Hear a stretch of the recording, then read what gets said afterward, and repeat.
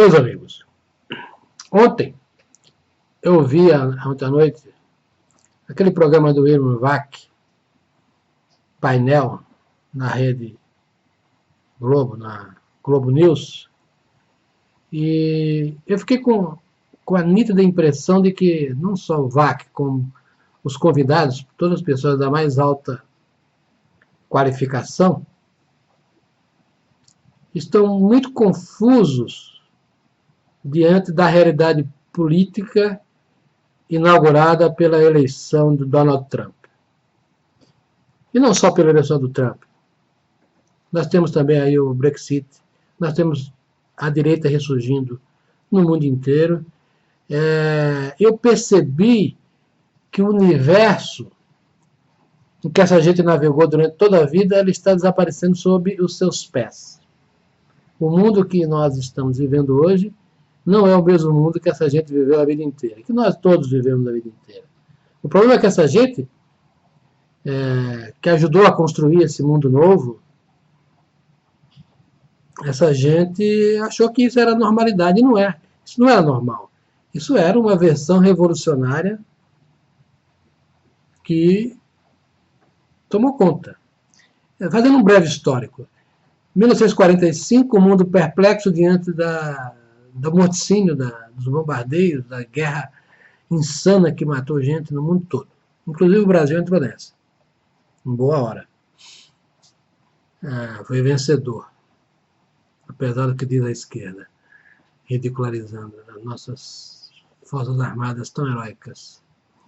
Mas o que é que a gente percebe? Desde 1945, com o fracasso, que já estava claro para muita gente que sabia, com o fracasso das ideias coletivistas, do comunismo e do nazismo e do fascismo,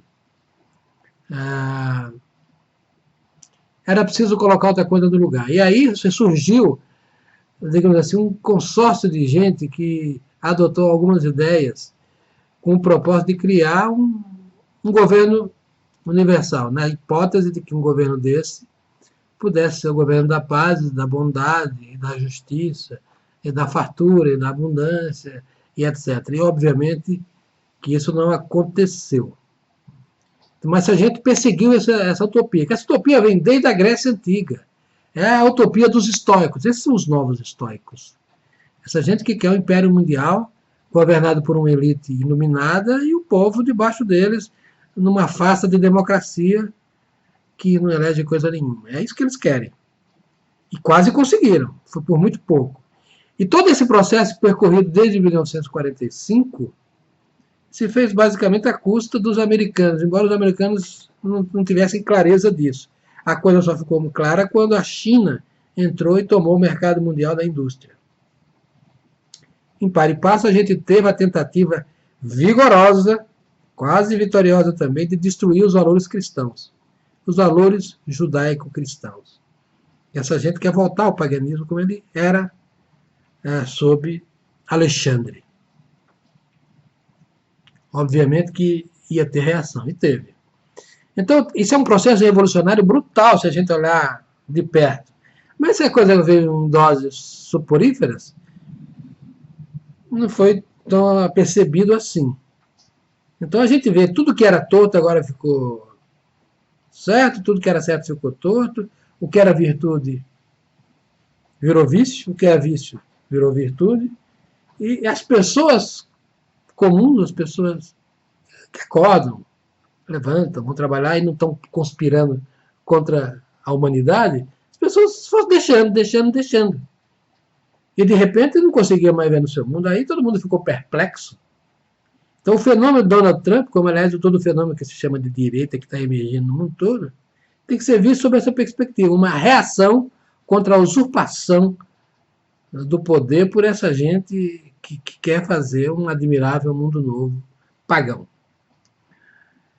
Então, os três especialistas, todos eles engajados nesse processo, são doutores em interpretar esse processo, interpretar não, em fazer apologia a esse processo, que eu percebi que eles não compreendem direito, eles nasceram nesse caso da cultura e perderam o contato com a Terra, né? Eles estão flutuando. E isso acontece com todos eles. Eu fiquei pasmo porque eu peguei o artigo do Fernando Henrique hoje, no Estadão, que também está se lamentando lá com a eleição de Trump. E, sobretudo, o que eu quero comentar com vocês aqui, o artigo do Mário Vargas Llosa. Eu tenho uma adoração pela obra do Mário Vargas Llosa. É um homem sofisticado, é um homem inteligentíssimo. Ele escreveu coisas assim que são emborredoras. É um artista de primeiro time. Mas, como todo grande artista, quando se mete a falar de política, começa a falar bobagem. Mas eu quero voltar a um ponto aqui ainda. Quando eu disse em 45 emergiu. Tem uma ideologia que perpassa essa coisa, que é uma ideologia que pega a pitada de toda coisa, mas tem o norte, que é a ideologia dos direitos humanos, que começou com Hannah Arendt, que já veio no anterior. A ideia de direitos humanos vem dos liberais. Só que do liberalismo clássico, os direitos são basicamente três: direito à vida, à liberdade e à propriedade. Ponto final. Os liberais clássicos nunca foram além disso. Só que o gramscismo e mais todas as tentativas revolucionárias passaram, viram nessa ideia de direitos, que é uma coisa automaticamente boa para quem escuta, né? Direito é uma coisa legal. Em geral, o direito se dá contra o Estado ou contra os poderosos. De uma certa forma, fica pressupondo uma proteção aos fracos. Ou então a ideia de igualdade, sabe?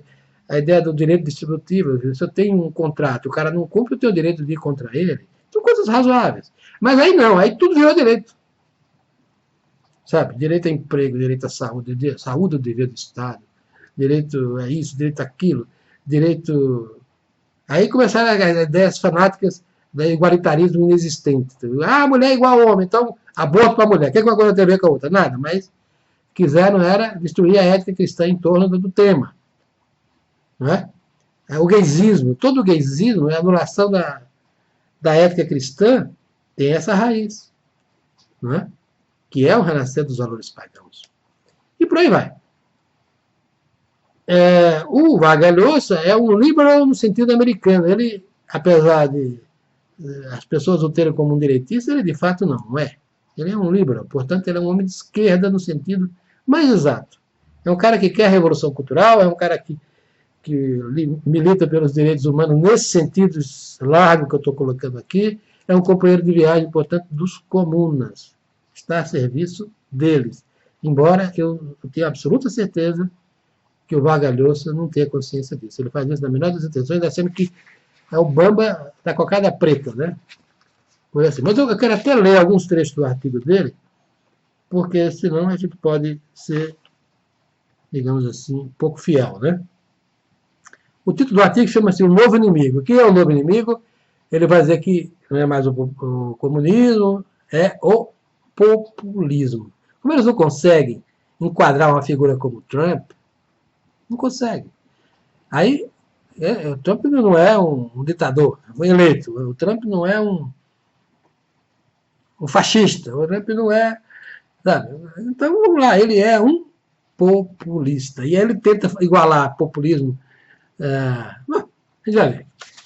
Populismo de Trump com populismo de Evo Morales, não sei mais o que, faz uma salada danada. Mas o ponto é, por que o Vargas Llosa escreveu essas bobagens? Porque ele não sabe o que está acontecendo. Ele não tem consciência que a eleição do Trump representa uma contra-revolução, representa uma volta à normalidade, uma volta ao mundo como ele deve ser, sabe? E para eles isso não é, isso é populismo. Que populismo? Um homem que representa de fato o anseio da maioria, representa de fato o anseio daqueles que estão perplexos, aqueles que tiveram seu mundo roubado por esses revolucionários. Ele não é populista. Ele é apenas o porta-voz de um anseio coletivo da mais alta legitimidade. Né? Agora, esses caras que tentam ser teóricos desse processo não conseguem, e aí ficam tentando inventar novos termos sociológicos para tentar dar conta da realidade. E não consegue. Evidentemente que Donald Trump não é um populista. Né? Nem a senhora Marine Le Pen, nem essa gente realmente quer o seu mundo de volta. Os perplexos. Mas vamos lá. Aliás, essa expressão perplexo, eu tirei de um livro do Monsieur Lefebvre lá, dizendo que era meu catolicismo de volta. Tiraram, até isso tiraram. Não tem mais catolicismo à la antiga. Ainda mais com esse Papa Francisco aí, que é um comunista de 4 costados, destruindo os valores cristãos. Mas, enfim, vamos ao artigo. Desculpe o prolongama longo, mas era preciso. O título é O Novo Inimigo. O comunismo não é mais o inimigo principal da democracia liberal, da liberdade, e sim o populismo. Aquele deixou de ser quando a União Soviética desapareceu por sua incapacidade de resolver os problemas econômicos e sociais mais elementares. E quando, pelos mesmos motivos, a China se transformou num regime capitalista autoritário. Aqui tem duas mentiras muito fortes. São as duas hipóteses que Vargas Llosa constrói sua visão de mundo e todos os outros liberais e esquerdistas por aí afora. Primeiro, que o comunismo está morto. Não está morto. Então, o populismo não vai se opor ao capitalismo porque quem se opõe ao capitalismo sempre foi o comunismo. O que ele chama de populismo, na verdade, é o defensor dos valores capitalistas de base, de raiz.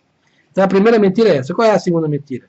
A China se transformou no regime capitalista. Também é uma mentira. É um partido comunista, partido único, portanto, totalitário, que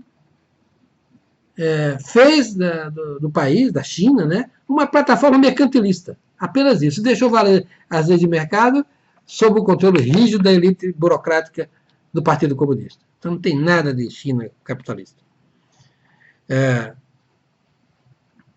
Os países comunistas sobreviventes, Cuba, Coreia do Norte, Venezuela, têm situações tão calamitosas que dificilmente poderiam ter um modelo como a União Soviética pareceu ser em sua hora, para retirar uma sociedade da pobreza e do subdesenvolvimento. O comunismo é hoje uma ideologia residual. Mentira. O comunismo é o alvo de todos os socialistas, dos mais cor-de-rosa aos mais vermelhos. Todos. Todos que estão na América, no Brasil, na Europa, na França. A França é dirigida por comunas desde 1938. Né? É bom você se lembrar disso. O comunismo é uma ideologia residual. Não é. Definitivamente não é. É só ver que o maior partido comunista do mundo, o chinês, domina uma potência que é hoje a segunda potência do mundo. E seus seguidores, grupos e grupeiros, estão nas margens da vida política das nações. Não é verdade. Quem pega o Brasil? O Brasil acabou de tirar um partido comunista vermelhicida, que é o PT, e está na mão de quem? Do PSDB e do PMDB. Vermelhicida está atualmente. No mesmo programa, mesma plataforma, mesma filiação à Folha de São Paulo, mesmo tudo. Não tem diferença. Né? Então, é mentiroso isso aqui. Então, como é que o Vargas Llosa conseguiu se iludir? Ele partiu de duas hipóteses falsas. Nem o comunismo morreu,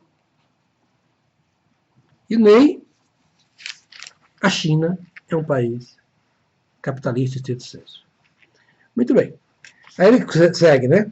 Mas, diferentemente do que muitos acreditam, que o desaparecimento do comunismo reforçaria a democracia liberal, surgiu a ameaça populista. Ou seja, esse contra-ataque das pessoas comuns, das pessoas que estão perplexas, das pessoas que querem ser o mundo de volta, para ele é populismo e virou uma ameaça populista. Não se trata de uma ideologia. Claro que não. São pessoas normais, não tem ideologia. Quem tem ideologia é esses loucos. Não se trata de uma ideologia, mas de uma epidemia viral. Ou seja, a normalidade é uma epidemia viral. No sentido mais tóxico da palavra, que ataca da igual maneira países desenvolvidos e atrasados, adotando em cada caso as máscaras diversas. De esquerdismo no terceiro mundo, de direitismo no primeiro. Nem mesmo, aqui a ilusão dele parte para uma construção de sofista. Ele vira um sofista aqui. Ele vai equiparar Trump com Evo Morales, com essa cambada aí. Por isso que ele faz essa frase aqui. Diversas máscaras de esquerdismo no terceiro mundo. De direitismo no primeiro. O que é direita e esquerda? Ele não diz o que é. Ele não diz o que é.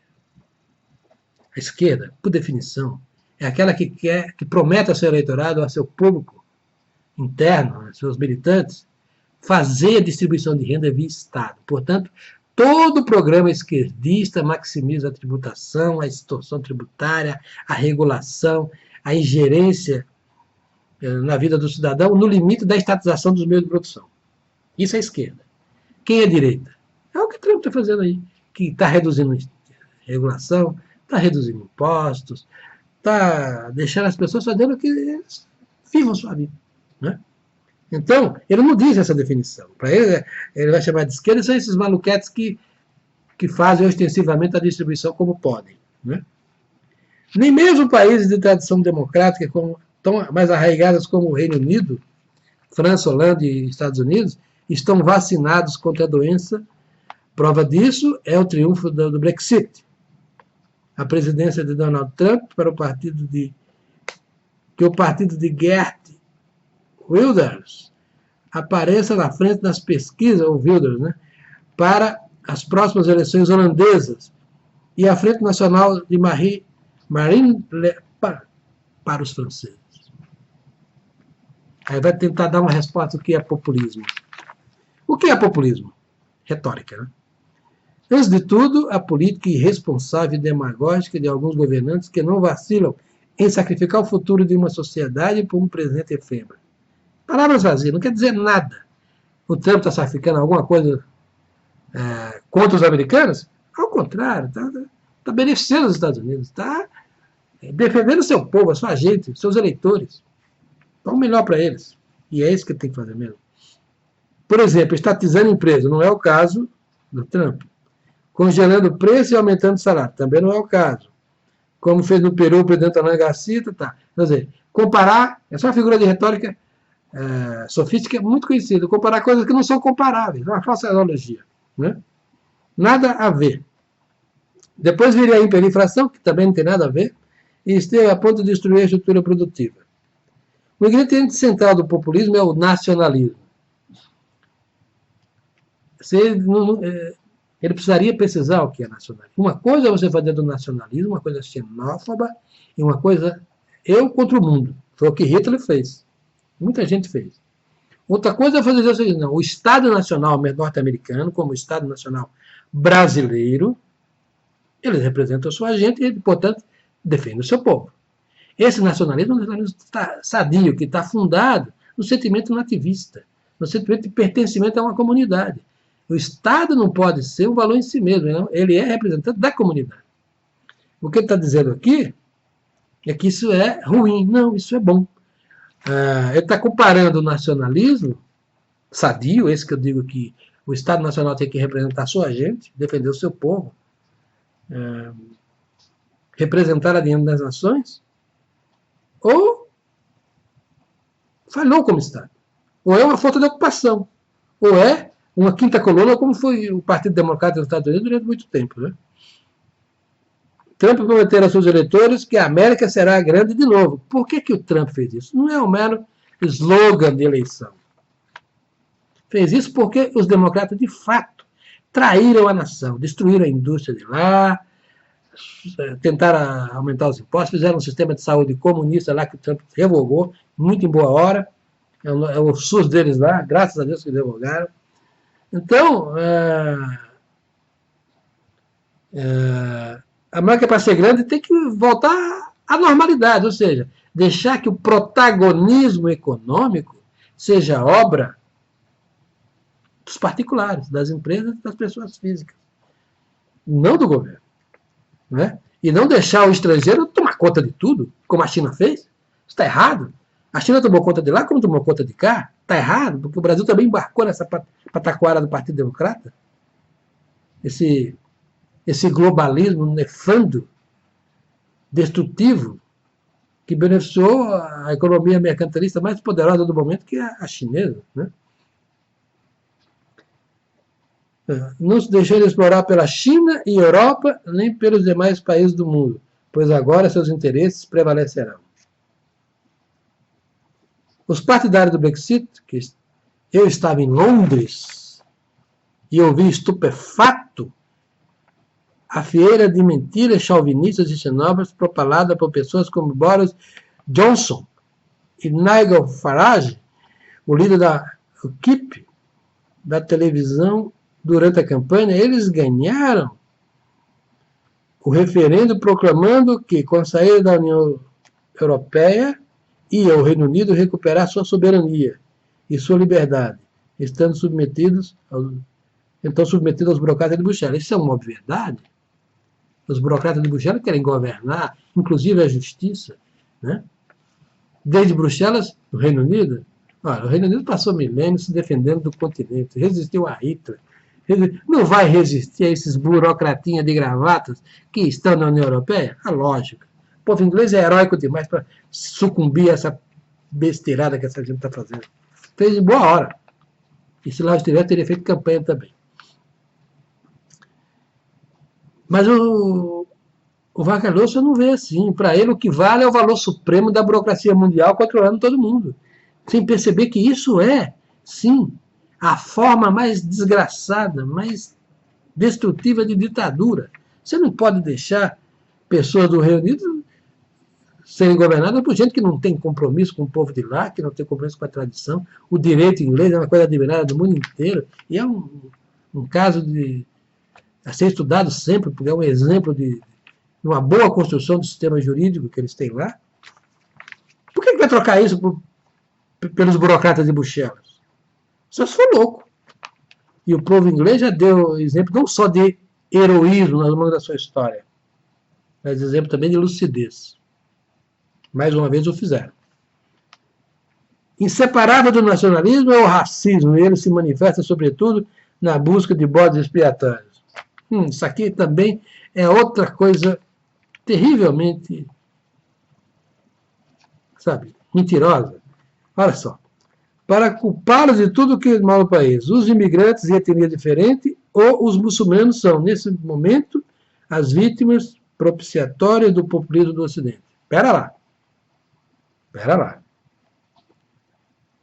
Quando os americanos tiveram as suas torres derrubadas, quando gente é morta nas ruas, quando infiltrados muçulmanos atiram dentro de quartéis contra soldados americanos em solo americano,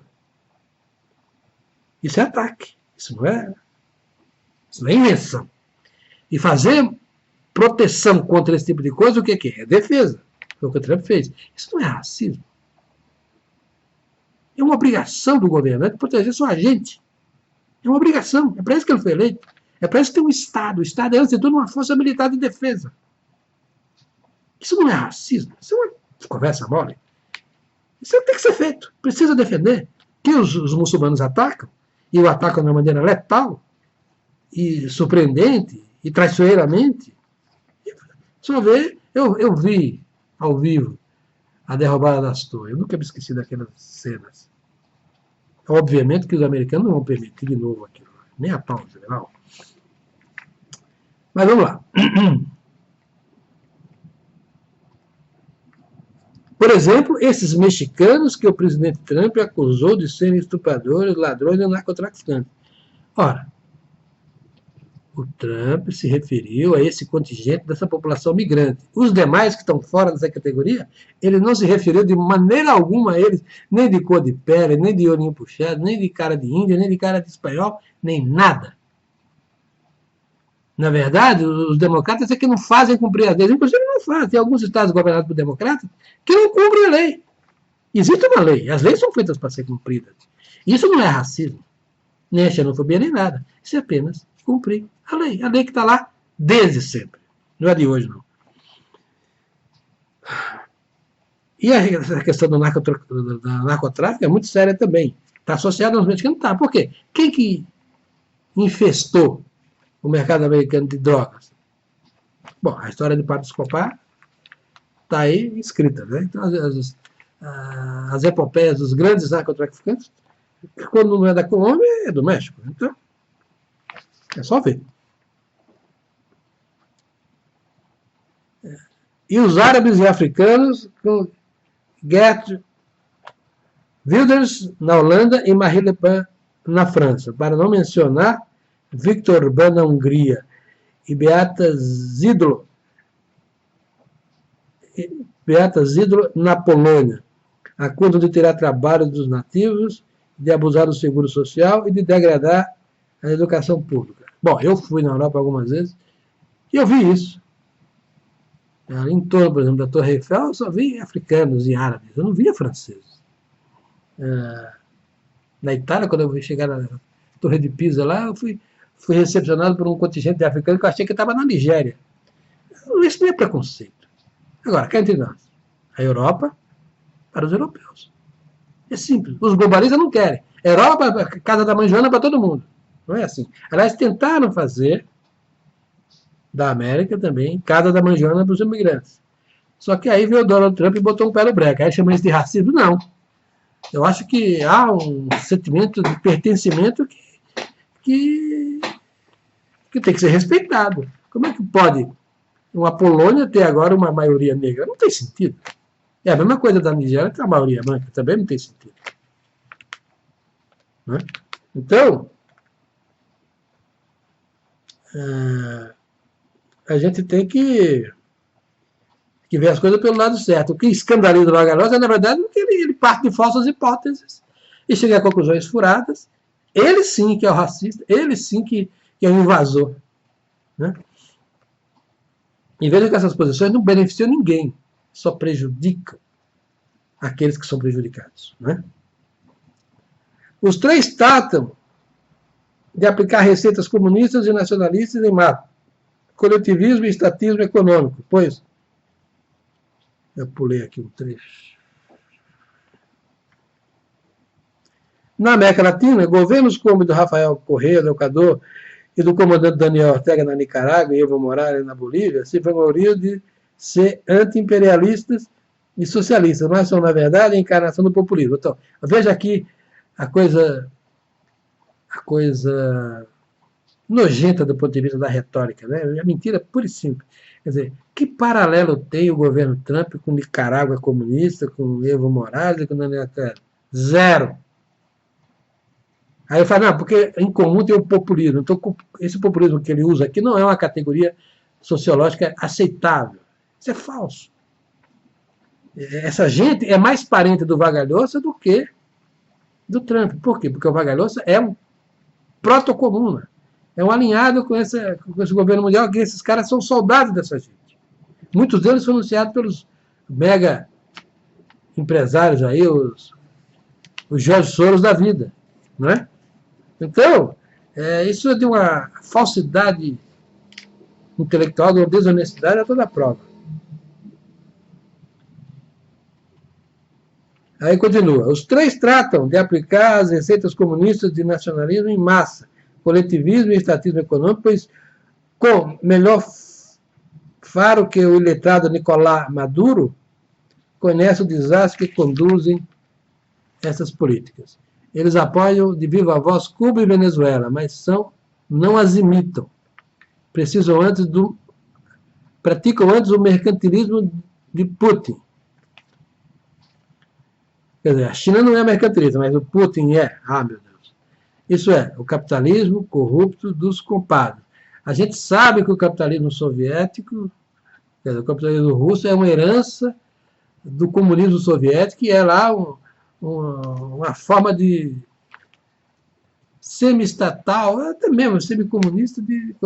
A Rússia praticamente nunca se livrou da herança comunista. E foi herdada lá pelos coronéis da KGB, que dominaram tudo e viraram empresários, entre aspas.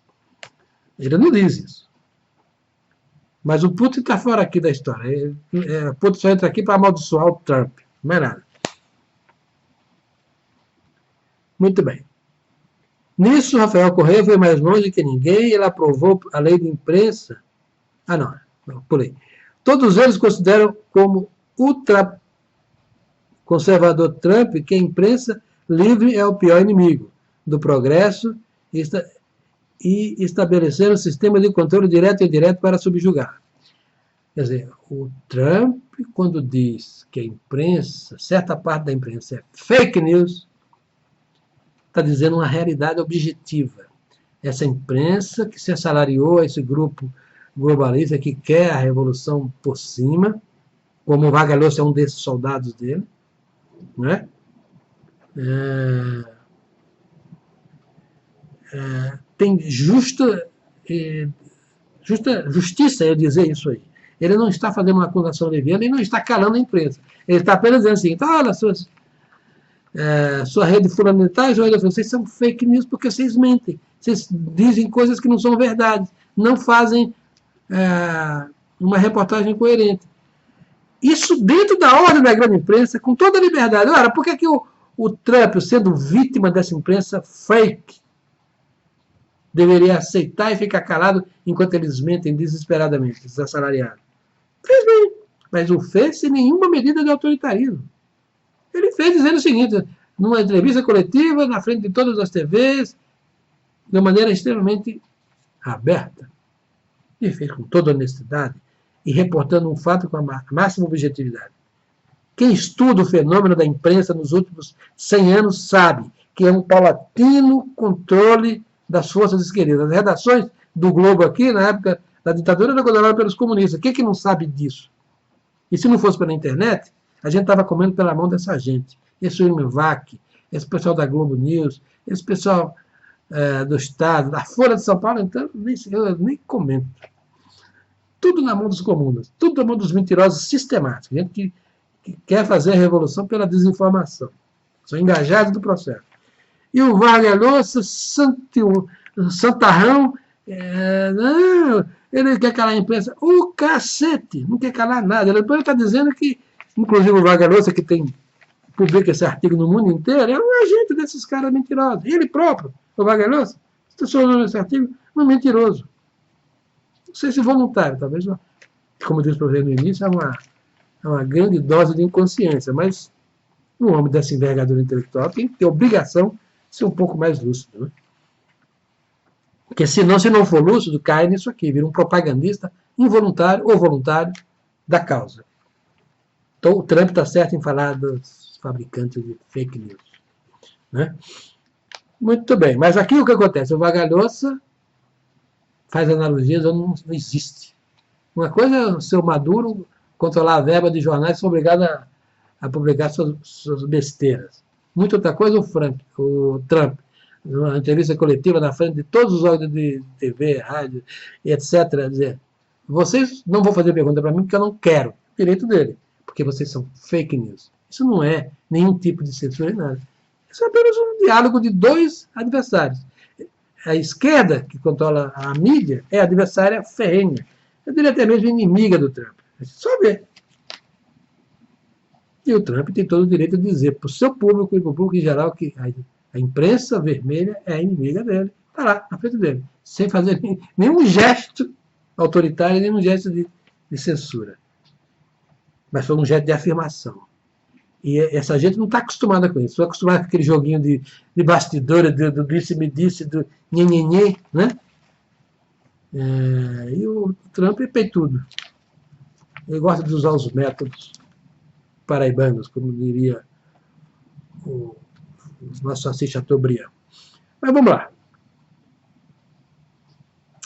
O populismo tem uma tradição muito antiga, embora nunca tenha atingido a magnitude atual. Também está deslocando fatos históricos. Aí é um artifício muito vagabundo de sofistas. Né? Uma das principais dificuldades para combatê-lo é que ele apela aos instintos mais profundos dos seres humanos. Ele não apela aos instintos mais profundos. Ele expressa os sentidos mais profundos. Eu sei quais são os sentidos mais profundos da nossa gente, da América cá como também no Brasil. É o cristianismo. Os valores cristãos. Isso é um ato de defesa contra essa revolução que essa gente tem feito toda a vida. Isso não é populismo. E os valores cristãos estão na maioria das pessoas. Eles têm o direito e têm a obrigação de se fazerem representar por aqueles que respeitam os seus valores. O Trump é um deles. Agora, a democracia só vale para essa gente quando eles elegem seus Obamas da vida, seus Clinton da vida. Quando um Trump sobe, eles têm os de cara. Quem é o autoritário aqui? O Vargas Llosa é o autoritário. É mentiroso, é sofista e autoritário. Lamentavelmente. Apesar de todo o brilho intelectual que tem, né? Vou continuar lendo os romances dele, vou continuar lendo as crônicas dele, vou continuar lendo tudo que ele escreve. Mas ele, nesse artigo, se revelou assim. Mas não se pode descartar que, mais cedo ou mais tarde, ele tome medidas como na Nicarágua sandinista ou na Bolívia de Morales, restringindo e deturpa a liberdade de expressão. Viajou.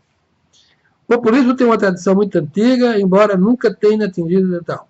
Uma das principais dificuldades para combater é que ele apela aos instintos mais profundos dos seres humanos. Sim, os instintos profundos dos valores cristãos, dos 10 mandamentos. Isso é profundo. O espírito tribal, não. É o espírito de pertencimento a uma comunidade. Isso é legítimo, sempre foi assim. Ninguém tem um território e tem um Estado e vai colocar a serviço do estrangeiro. Tem que ser a serviço da sua gente. Ora, essa. E nem a serviço dos mundialistas, eles que se danem. Foram expulsos lá do poder dos Estados Unidos e provavelmente não vão voltar. E quando voltarem agora, a vigilância vai ser maior. Não poderão mais nadar de braçada no silêncio, implantando a sua nova ordem, sem que as pessoas saibam. Acabou a brincadeira para eles. Acabou a era da mentira, vamos dizer assim. Eles são os mentirosos.